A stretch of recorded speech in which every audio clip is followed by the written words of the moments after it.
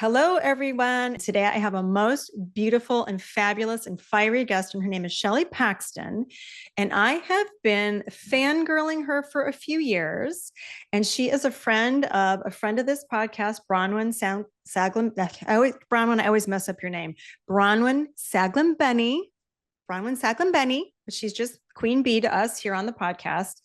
And so Shelley was on Bronwyn's podcast, and I was kept saying, "Oh, hell yeah. Oh my God. Oh, good Lord." Listening to that podcast, I said, "Bronwyn, you need to introduce me to Shelley Stat because I need her on, and y'all need to listen to this queen's magic."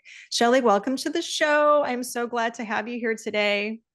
Oh, Jen, finally, we're doing it. Thank you for inviting me on. I am also a fan, and this needs to happen. It is happening. And I'm going to read you guys a little bio about Shelley, but we're going to get into all the things, and it's going to be fiery. Her color's orange. My color's pink. What would that be merged? Are we purple? Or is it brown? Like, what would we be if we merged? I don't even know. I feel like we would be some really wild magenta situation, don't you think? Maybe that's what it would be if our brands sort of collided, like on the color palette, and we just sort of merged and seeped together. But if you're not watching this on YouTube, Shelley is wearing a fabulous vintage, like creamy chocolate blazer with this amazing necklace. I'm dying over it. So maybe this is you guys need to go watch this on YouTube as well. But without further ado, Shelley Paxton is a queen. She's a chief soul officer. Hello, how amazing is that? She's a best-selling author, and she's the former CMO of a little company you might have heard of called Harley-Davidson. So when you think of Shelley, you think of Brene Brown meets biker babe with a dash of Liz Gilbert. And when she was the CMO at Harley-Davidson, she found herself feeling success empty instead of success full. I know a lot of you can relate to that. I certainly can. And that awakening led her on a profound journey that became her mission, business, and a Simon and Schuster, best-selling book called Soulbbatical, A Corporate Rebel's Guide to Finding Your Best Life. And today she's helping leaders redefine success in ways that celebrate humanity, well-being, and soul. She has been all over the news. She has spoke on TEDx stages, and she is an overall badass. And I'm so happy to have you here today. And we're going to talk about all the things. And it's funny, for this podcast, we decided not to do like superstructure. And I don't really do superstructure, but I just know we're going to have this organic, amazing conversation. And so many gifts and so many blessings are going to come out of this that I just can't wait. So let's get into it. Shelley, tell us all the things. How did one become a soul rebel? Write a book called Soulbbatical. Like, tell us how it all happened. Well, as these things happen, first of all, thank you for the beautiful intro. And as these things happen, and I know your listeners can appreciate this, at some point when we aren't living our truth and our lives, our success scripts are not in full alignment with who we are, we get the cosmic kick in the ass. And sometimes we get multiple cosmic kicks in the ass, which I did. My final one was when I had this, like you described, this dream job. So as a marketer, is there any greater role than to be stewarding an iconic brand that people love so much they tattoo it on their bodies? Probably not, right? Probably not. And so for me, it was a real honor. It was incredible. I was in, rarefied air. I was one of a very few number of women in the senior most ranks of the company. I was in pinch me moments, riding motorcycles around the world for a living. And that made what happened to me even more dramatic. And my final year, from the outside looking in, people were like, oh my God, you've got it all. You dress in, your skinny jeans and your hot leather jacket and your boots, and you stomp into a boardroom and you ride motorcycles around the world. And yeah, from the outside, it looked super, super sexy. And on the inside, I started having a nightmare. I was waking up like every single night, 2 a.m. This same nightmare was waking me up to my truth. And I was tortured, honestly. and terrified. I know many of us have health wake-up calls, or the tragic loss of a loved one, or diagnosis, or we lose our jobs. And often, we might even lose a job we didn't like in the first place, but we've lost the comfort and security of what we know. And so I found myself in this place thinking, I've ticked all of the boxes. I've done everything that my dad's success script said to do. I have climbed the corporate ladder. I have gotten the accolades. I am making the good money. I have the title. I am working for sexy brands. So how can I possibly feel on the inside like I'm totally empty? And so this nightmare that I started having was the first in sort of the truly, really wake up call to say, Shelly, yes, you've got all these amazing things, but is this your truth? Is this connected with who you are at your core, your truth, your values, your essence? What I later understood was my soul, but I didn't really have any of the language. So I got that total ass kicking in my final year of Harley. I'd been in the corporate world for 26 years. And so you can imagine it just shook the foundation of who I was and started me on the journey to who I am nearly 8 years later. And there's a lot to dig into there. So you tell me where you want to start to unpack this. So how old were you when that happened? When you had this breakdown? I was 45 years old. So the nightmare lasted my entire final year at Harley. Started when I was 45, and I left Harley when I was 46. And I love that you asked that question, Jen, because a big part of this for me was as I was trying to make sense of this nightmare. And when I finally realized that what I was seeing in the nightmare was a proxy for my soul, and my soul was dying. What I was actually, I'll talk to you about this, and spoiler alert for anybody who hasn't read the book, this is where the book begins, and there's still a lot of juiciness there. But what I ended up seeing is I would be led through an apartment that was kind of sort of like the apartment I was living in at the time, but then it would just get darker and darker to where I would land in a room I had never seen that was windowless, cold, no sign of life. And I would go into the room and there was always this invisible force. I was constantly fighting the journey of walking to see what this force wanted me to see. And every night it brought me across this dark, chilly, windowless room to a little like utility closet. And there was this faint flickering of a light on inside. So I could just barely see. And I would be pulled across the room, forced to open this closet. And when I did, I was heard whimpering, and I would look down, and on the floor is my pug, who had been dead for more than 6 years. My pug, my precious little Mocha, who is the guardian angel of my marriage, and I got divorced before I went to Harley. My pug had passed away, and I am now seeing that he is alive, but he's on the floor. His fat little roly-poly body is now just like all of it draped across the floor. He's malnourished. He's whimpering. He's longing for love and attention and wanting to be nourished and held. And I reach down, I pick him up, I hold him in my arms, I kiss his little velvet ears. I start to tell him how much I love him, that I'll never leave him again. And I wake up. Every single night. And when I say I wake up in my bed in Milwaukee, Wisconsin, senior executive at a company. I can't sleep. I'm sweating. I'm crying. I can't make sense of what I'm seeing. I'm up all night, every night. So now I'm in a place where I was already burned out. I was already feeling empty and wondering, is this all there is at the, top of this proverbial mountain?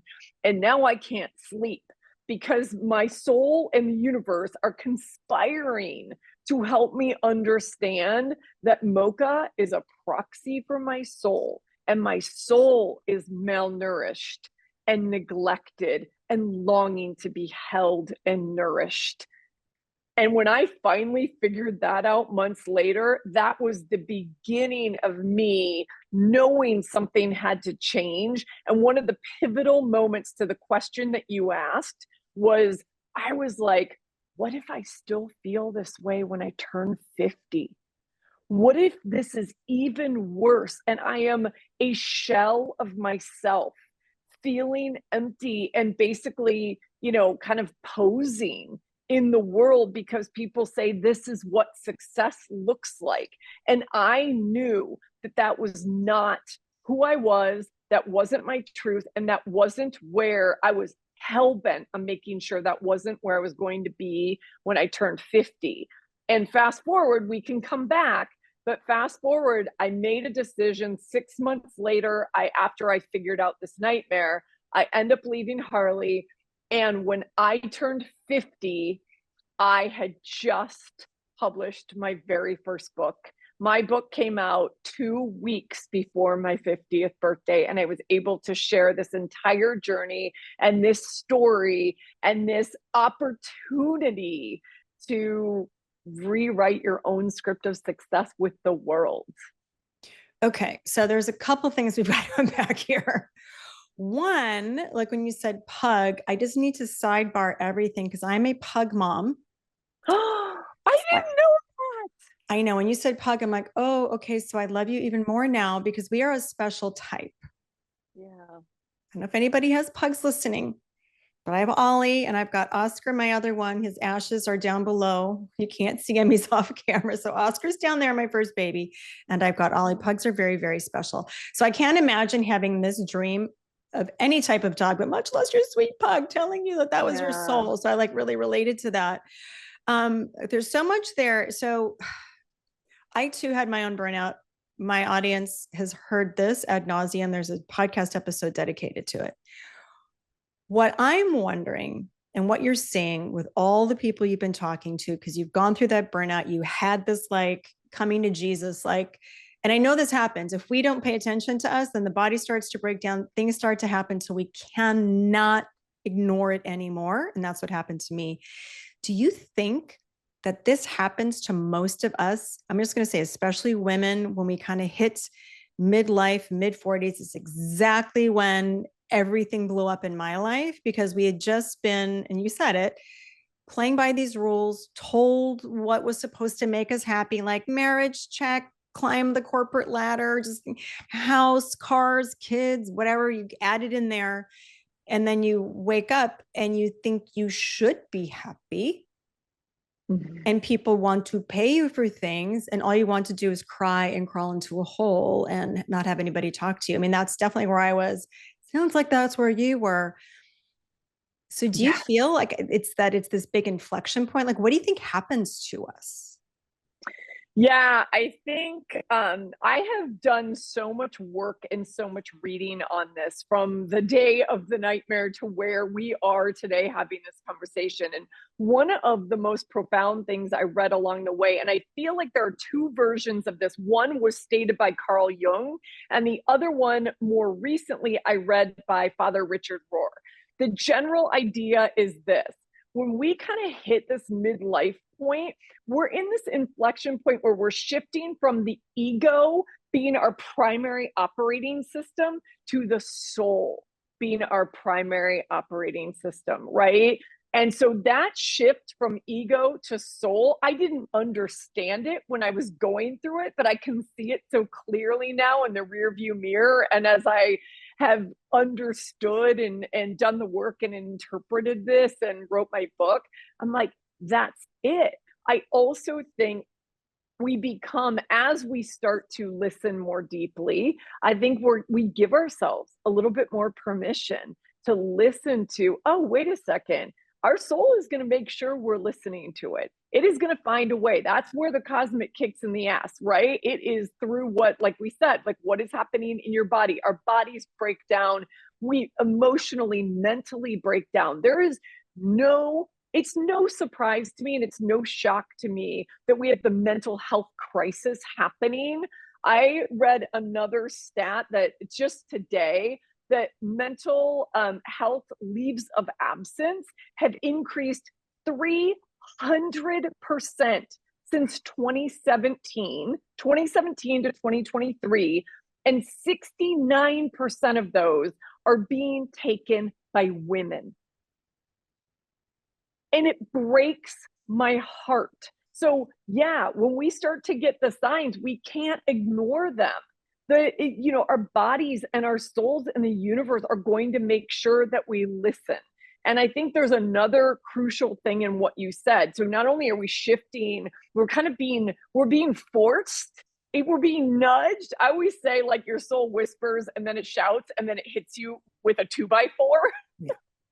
Right? So we often get the 2x4. So that's happening, which is sort of forcing you into your soul being your primary operating system.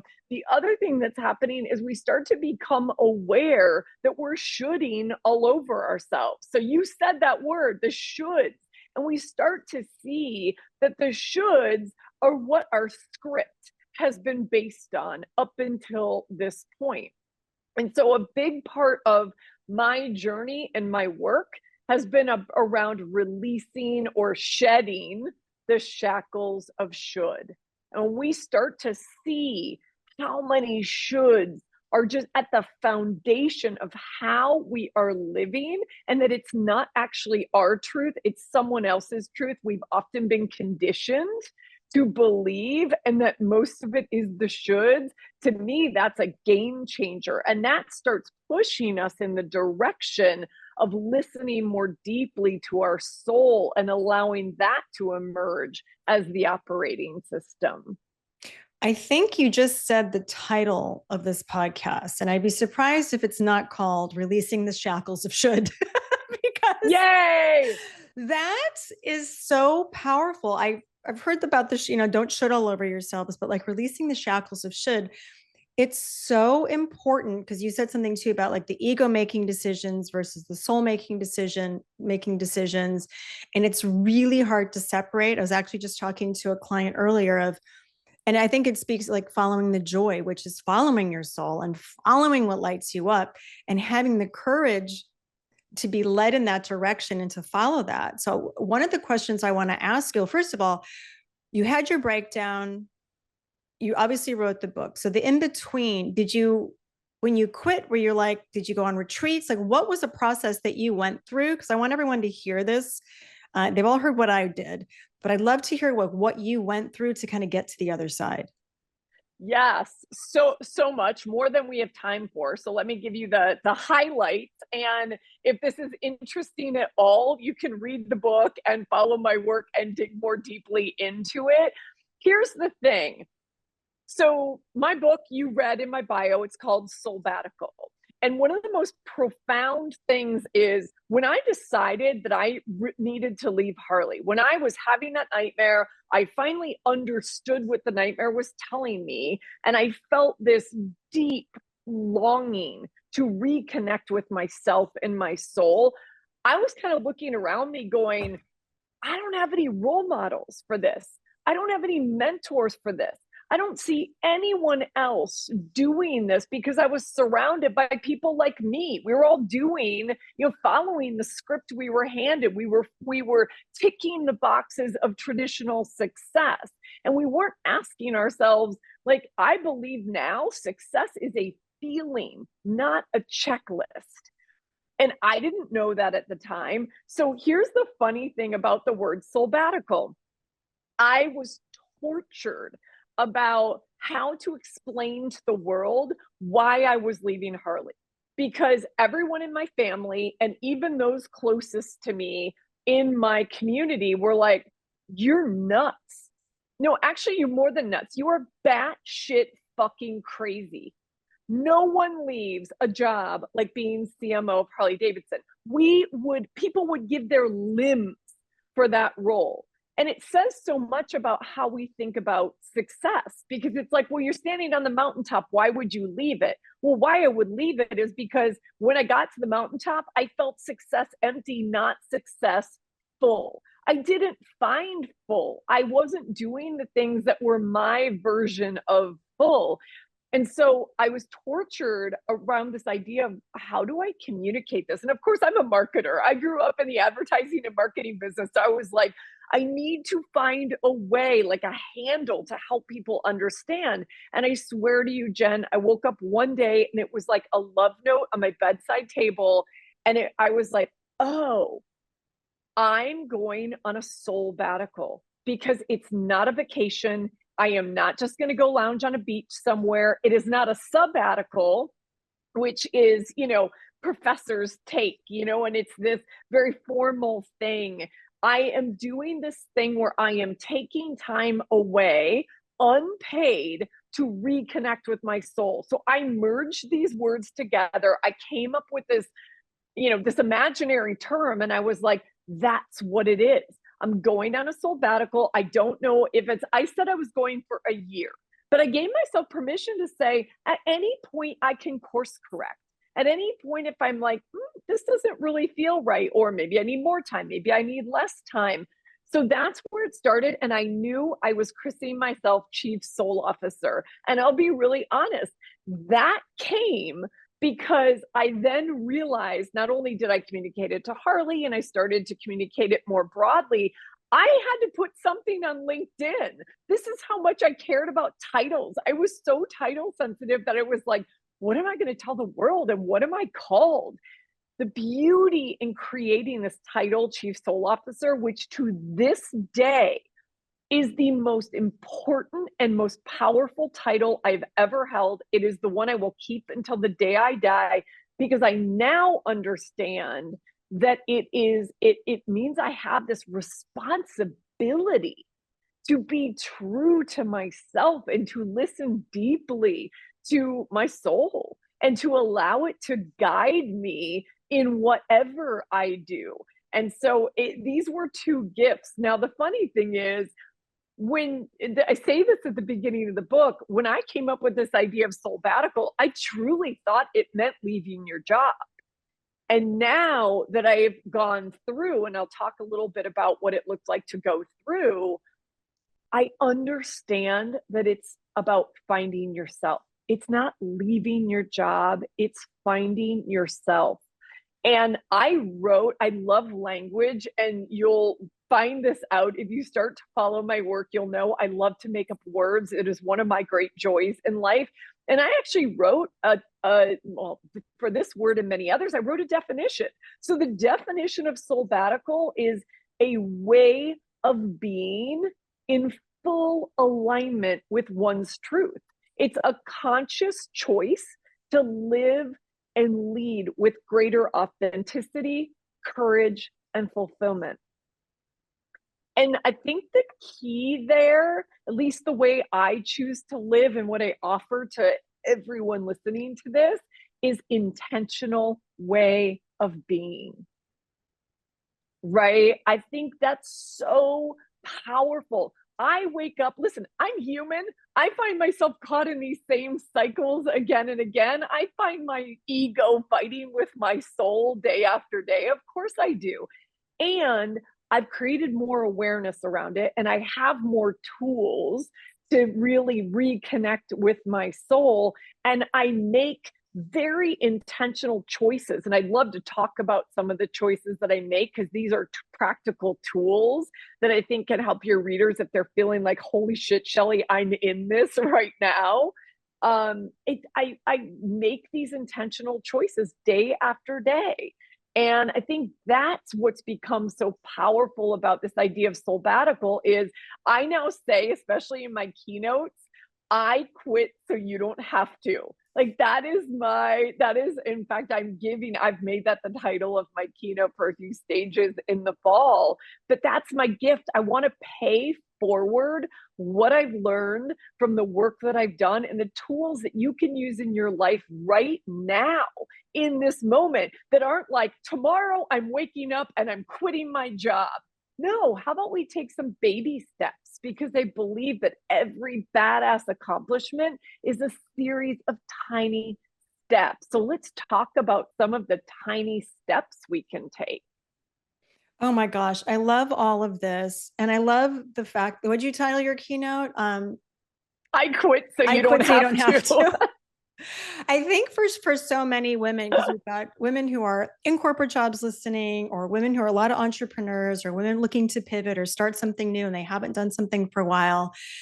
And I feel like a through line and what I hear, and certainly I put myself in this camp and I had to talk myself out of it, is the sense that once you decide to do something that it's like the end all be all, it means that it needs to be the next like 25, 30, 40 years of your life. And I know that's just because what we've been taught. And it's the same reason why your whole world and all your people were like, nobody quits the job as like CMO, but you're like, I don't understand, I'm dying. Like it's not happening. Same thing for me when I shut down my first business, my PR firm. Your family like, what? And then my husband's an entrepreneur too. You're both going to be entrepreneurs? Like still to this day, nobody understands. Like most family and friends are like, what? It's so risky. It's this and that. So I totally get what you're saying about you cannot go on one more day. You could give me $17,000 an hour and I cannot do this for one more moment because I got hit by the 2x4. There was no, so that's the reason I do all that I do too. There's a way, there's a process. We don't have to burn boats. We don't want anybody sick. We don't want anybody having horrible dreams about their pug. You know, we don't want any of that to happen. Exactly. So I'd love to, because there are a lot of women, you know, looking to pivot and make changes in multiple areas of their life. I'd love to know, because you mentioned them, sort of some of those top ways you got yourself through into the other side, because I know you can feel desperate in a moment, or there's women who are just, you're not doing it and not doing it and not doing it. It gets heavier and heavier. And I know a lot of you beautiful women listening, a lot of it feels really heavy and you don't know how to begin. So how do we get to the other side? What did you do, Shelley? Yeah. And so I talk about in the book, I tell you about all of the adventures I went on. So listen, there's privilege and good fortune in this story for sure. And I want to be really clear that that was also a learning for me, because whoever said, wherever you go, there you are, that's the lesson I learned. Like I went to France and New Zealand and the Canadian Rockies, and I did all of that. And what I ultimately realized is that my real work was to navigate the high seas of self, right? My real work was to reconnect with me. It didn't matter where in the world I was. So I had a lot of beautiful adventures, but this is part of the pay it forward that is so important to me in communicating what I've learned. So is an interesting place to start. What I'm saying is there are some things you can unpack right where you are today without having to make a major, like, I've got to get out of here tomorrow. I've got to quit my job. Maybe ultimately your path is to quit your job. Maybe it's not. Maybe it's to help shift the culture, right? Set an example, be a leadership role model for your team, help to shift the culture of your organization, whatever it looks like for you.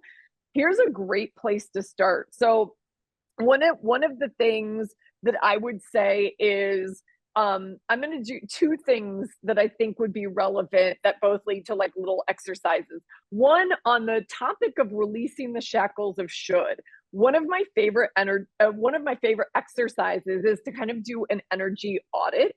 So I literally invite everyone, take your journal or a single piece of paper. You can do this on your laptop. Draw a line down the middle of a piece of paper so you have two columns. This is called the soul fuels versus the soul sucks exercise. And Jen, you may have done something similar. I love this idea because this is how we start to uncover the energy leaks and often the shoulds that are in our lives. And they've been so deeply entrenched in our lives for so long that we can't see them. So take your piece of paper, entitle the left-hand column Soul Fuels and the right-hand column Soul Sucks. And so soul fuels are exactly what they sound like. These are the people, places, things, activities, that light you up, that bring you energy, that put you in flow, that give you life. And the soul sucks are the exact opposite. They're the things that drain you, the energy vampires. Again, people, places, things, activities. And, they kind of throw the damp, wet blanket on the fire of your soul. Like, think of it that way. And yeah, of course, there are some things that are going to fall on the soul sucks list where you're like, yeah, okay, taxes. We all have to do taxes. The idea here is to spend 3 minutes on each column and just let yourself go stream of consciousness. Don't pick up your pen. Don't pick up your pencil. Just give yourself 3 minutes to go, what lights me up? What lights me up? What lights me up? Like, just keep doing it. And then flip to the second column. What drains me dry? What drains me dry? And when you've done 3 minutes on either side, take a step back and give yourself a few minutes of reflection, looking at both of those lists in black and white, staring at you, and see, like, what surprises you, what scares you, what inspires you, what do you want more of, and what do you want less of in your life? And then when you really start to dig into it, where are the shoulds hiding in that list? And then where can you start to make tiny step decisions to shift? What do you want to do more of? What do you want to do less of? What's one tiny soul aligned step you can take to get more of what fuels you and less of what drains you? And sometimes it's saying no. Sometimes it's delegating. Sometimes it's realizing I only ever say yes to that thing because I've always said yes to that thing, and now I feel empowered to say no to that thing. Sometimes it's creating boundaries. Okay, yeah, that person's in my life. Maybe it's a family member. I'm going to create boundaries, right? So I always say we choose boundaries over burnout. And I have a great boundaries question too. If you're I'm going to merge these two things together. If you're really stuck for how to create boundaries, and I was one of those people, I was like, I thought I understood boundaries and I realized I didn't understand them at all. Here's how I've crystallized it for myself. A boundary is what's okay and what's not okay in service of my values and my well-being.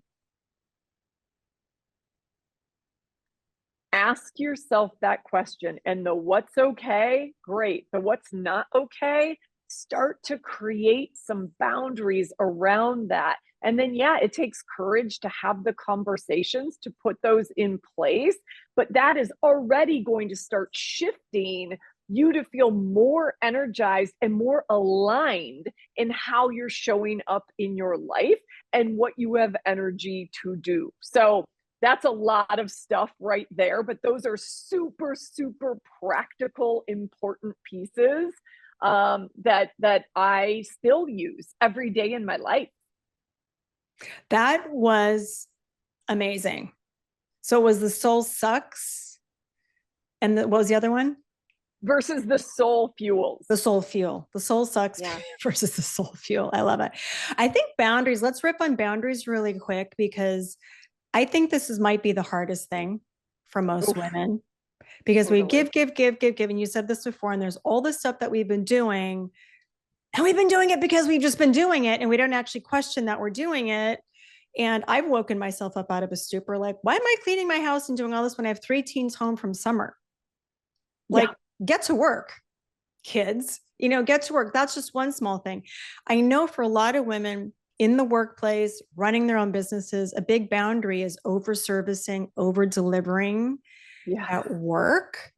So this just popped up for me because it's something I think it's establishing your worth. It all goes into that imposter syndrome, and I'm just not good enough, or I just need to over service. A guy wouldn't do it. It's $5,000. You get 10 minutes of my time, in and out, no apologies. Women, I could add 20 more things into this. Maybe if I throw in some flowers and then write a thank you note and then get their kid into college and offer free babysitting, that it's enough. Can you go into a couple of your tips that you could share with everyone on how to establish? Totally. Here's one. So you've got the question around boundaries, right? So sit with that. It's really important. And then here's another one that's related exactly to what you just said, Jen, this idea of people pleasing. We are so conditioned as women, and even as a rebel spirit. Like I talk in the book about how I was always a rebel. I would bang my head 18 times against the brick wall just to be stubborn, right? I wanted my way. Now I understand that that was rebelling against, and my invitation is to rebel for. However, even in that being wired into my DNA, I was conditioned to believe that I had to be a people pleaser to get where I wanted to go, to get these things that I was taught were success, that I was taught were valued, not my values, but valued by society. And so one of the things I talk about, and I am, if you're not watching the video, I am holding up a pad of orange Post-it notes. So here's the thing, your choice, and again, these are choices we make intentionally every day, because Soulbbatical is a way of being. We want to show up more bold, more brave, and more badass. So one way to do that is to write yourself a permission slip or a set of permission slips every single day. And if you need it, multiple times a day. So this is also fun because you love your hot pink. I love my bright orange. It makes me smile. This to me is badass. And so honestly, doing this little exercise puts a smile on my face every day because I just get to see my favorite color. But what I do is I ask myself this question so that I know I'm intentionally giving myself permission for what I need that day or in that moment. So this is what I ask myself, and you can put this in the notes just to make sure everybody gets it. What do I need to allow myself to do, not do, or feel right now, today, or in this moment in order to show up as my most bold, brave, and badass self? What do I need to allow myself to do, not do, or feel in order to show up as my most powerful self? You can also have fun. Make the question your own. Tailor it to the language that fires you up. I'm giving you my language. And then write yourself 1 or 10 or 25 of these permission slips and give yourself permission, because then we are intentionally choosing. Like some days it's like, I just don't have it in me to have all of these back-to-back meetings. I'm giving myself permission to, Jen, I think I did this. You and I had this schedule before I went to Mexico, and I'm like, I have so much stuff going on. I can't be fully present to record this podcast. And I don't want to show up that way for you, for me, for your people. So we moved it to now. That was a permission slip that I gave myself. And so, and we often go, oh, I can't do it. It's inconvenient, whatever. Stop making excuses. Stop making excuses. Write yourself permission slips for what you need. Maybe it's like, you know what? I'm going to ask somebody else to get the cookies for the kids, school thing. I'm going to ask somebody else to go to that, HOA or condo association meeting. I'm going to start to give yourself permission to not do all the damn things. Oh my God, this is gold, Shelly. This is gold. I'm going to get my stickies out. I'm going to write lists. Oh, but we all need all I have them tools. all over my house, girl. I have them on my laptop. I have them on my bathroom mirror. I have them on my fridge. Do whatever serves you most powerfully. It's so powerful. Yeah. And I was going to say, it's so powerful to, to put yourself first and to have this, your own self-defined structure. I talk about it a lot too, like looking at your calendar, similar to you. Like if it makes you go, get rid of it. Yeah, the taxes, sometimes you can't get rid of things like that, but as much as possible, we're surprising. Even when you're rescheduled, it's funny because it's like, I totally get it. Cause I've become that person too, where I don't want to operate in a frantic nature. I don't want to come in and arrive 75%. I don't need to do that. And if I do that, it's because I've fallen into old patterns and old ways of being. You have to actively rail against it. So I love all these tips that you're sharing. I want to make sure I ask you this question because I heard you talk about this on Bronwyn's podcast, and it goes to all that we're saying about, we start off with climbing the ladder and burnout and, what society thinks we should do. And now we've learned about, okay, we're not shitting on all over ourselves. We're figuring out what we want to do. You talked about the arrival myth with Bronwyn. And I talk about this kind of similarly, but the way you said it, it kind of just smacked me between my eyes. And that is the theory that once you get to something, similarly, like I got to the CMO job, so there's nothing else left for me. That's it. That's why everyone was freaking out, because we've all been told that we're climbing to Everest, whatever your Everest might be. And that's going to equal joy and happiness and fulfillment for all your days until you die, which could be 50 fucking years. Mm-hmm. And so it's all a bunch of bullshit. So tell everybody what the arrival myth is. Yeah, so this is the arrival fallacy, and I have figured out on Bronwyn's podcast, I could not remember who coined this phrase, and I want to give appropriate attribution. So it's a psychologist. His name is Dr. Tal Ben-Shahar. So you can go deep on his work, and it is exactly what you said, Jen. So he calls it the arrival fallacy. But the idea that, the arrival fallacy, and it's that belief that when I get the promotion, when I get to that certain level, when I lose X number of pounds, when I get married or get the dream boyfriend, we put so much pressure on those things to say, that's going to deliver joy and fulfillment on a silver platter. And then when we get there and we get those things and we go back to that sort of baseline or even below baseline of happiness, joy, fulfillment. In fact, oftentimes we feel empty. So then we find the next thing and we go, oh, okay, well, it wasn't that. So when I get to the next level and there's a peak higher than Everest, and we keep telling ourselves these stories. So we get really stuck in this arrival fallacy and in believing, this is really at the core of my work, is this idea that we are searching for success and validation outside of ourselves. And the thing that changed my life and that I offer up to everyone here is that we choose our values over someone else's validation. Can you say that again? That was powerful. Yes, we choose. This is one of my intentional choices, a way of being.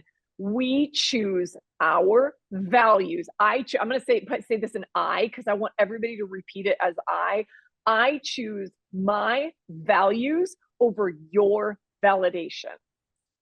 Oh, goddamn, that's powerful.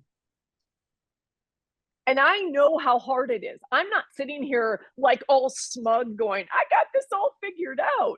I use this every day. Every day. It goes back to the beginning of our conversation where I just catch myself. I've got the bully loop. I've got the talk. I've got the ego, springing surprises on me too. I can catch myself and I try to be more intentional every day. And so I'm able to pull myself back and go, wait a second, Shelly. Your values, my truth, my values, my essence are what guides me. So here's a great example. I recently said no. So my 3 values, the values exercise is another great one. I use Brene Brown's Dare to Lead list of values. It's free on her website. I get clear on your top 3 values. It will serve you so powerfully. So mine are freedom, authenticity, and courage.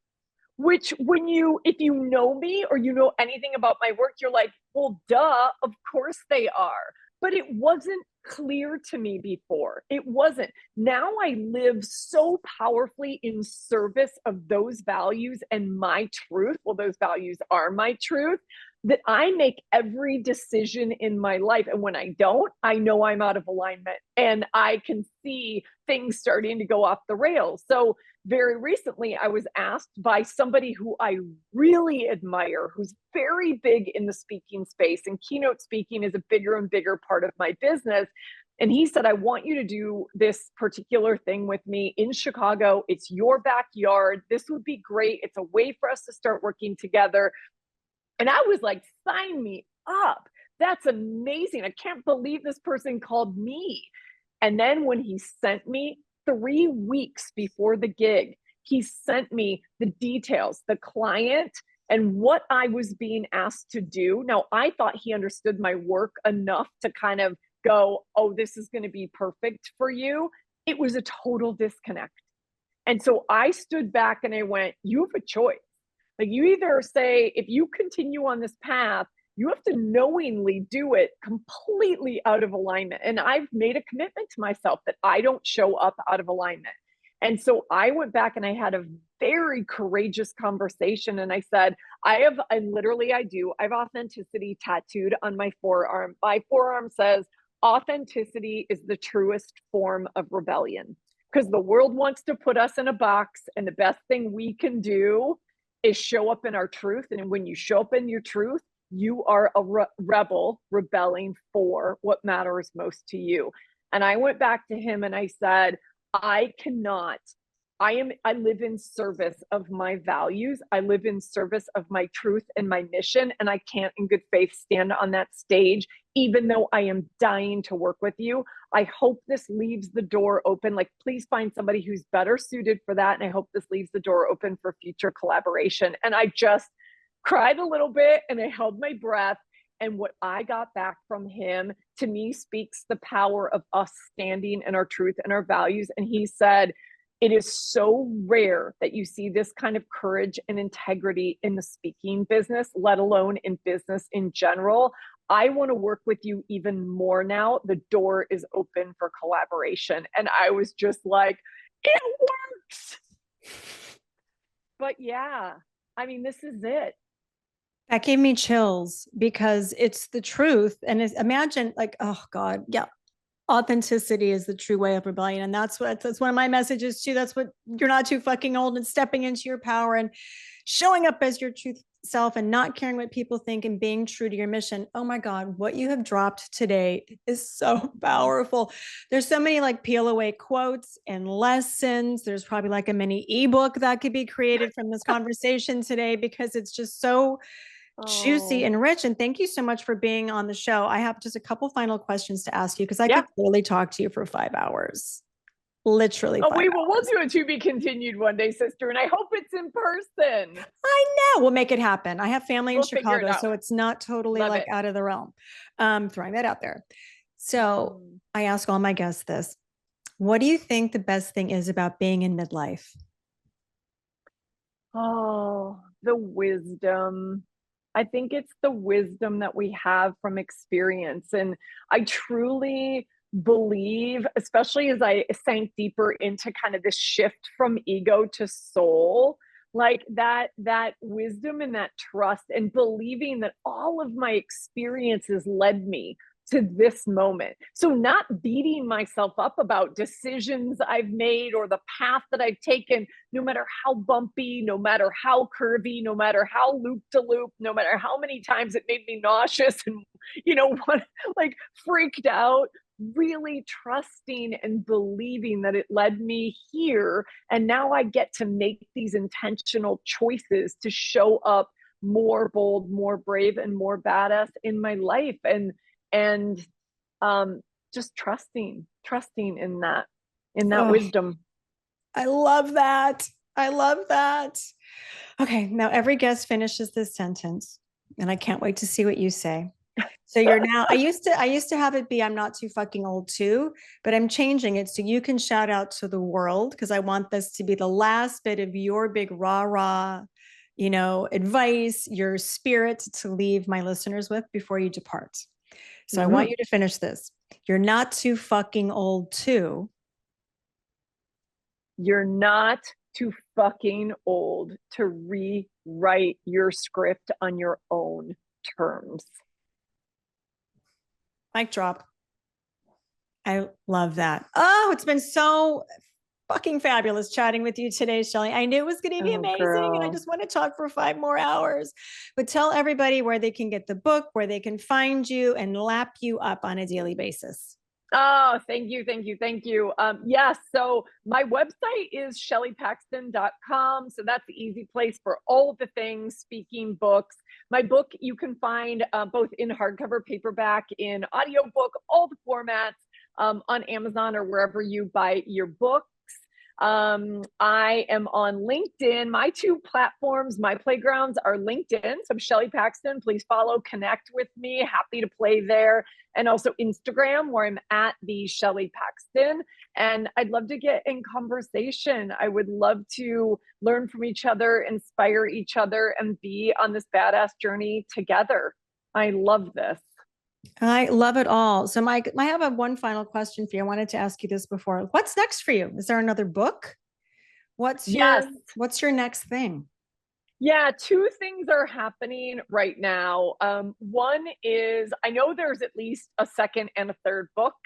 The second one is, it's still percolating, and I'm still getting clarity around what it wants to be. And it might be around I quit so you don't have to, because so much of what I wrote about in the first book has evolved. And some of the nuggets I shared are from the book. And I've gotten wiser as I continue to be on this journey every day. And I want to continue to share that.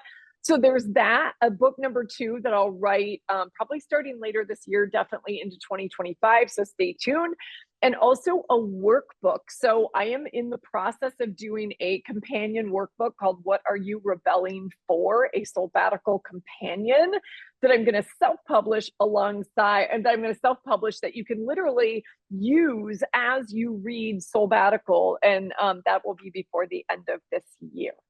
Ooh, what a gift. That'll be a Christmas gift to all of our ladies in business and women who need to know what to do. So keep us posted. Yes, well, it has been just a delight and a joy. And I know this is just the beginning of a beautiful friendship between us. And I can't wait to stay connected and see you IRL, because that's what's going to happen. We're going to make it happen. Yeah, I love it. Thank you so much, Jen. You are an absolute fireball. I love you.